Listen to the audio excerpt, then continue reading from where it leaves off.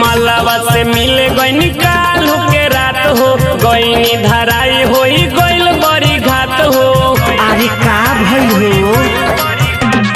मलवा से मिल गईनी काल के रात हो गईनी धराई होई गईल बड़ी घात हो। इतना मार मरलस सरवा कैसे बतलाई? अरे बताओ। इतना मार मरलस सरवा कैसे अरे बोल ना।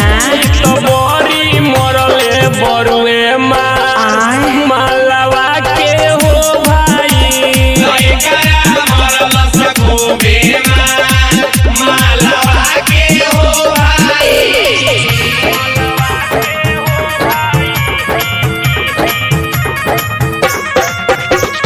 DJ Amit Tiwari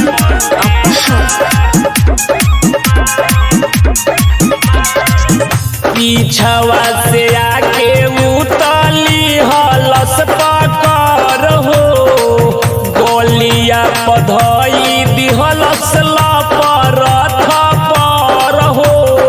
हाँ तो तारा ऐसा आदमी के औसने होके के चाहिए।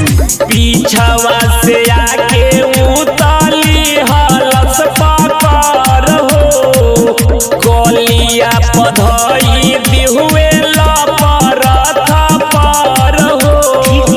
चोरी छुप मिलो तो दिहलस छोराई हो।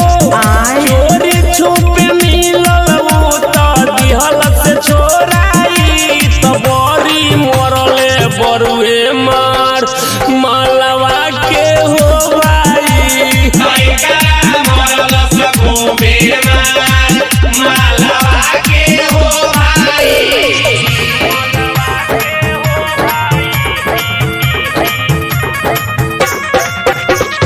DJ Amit Tiwari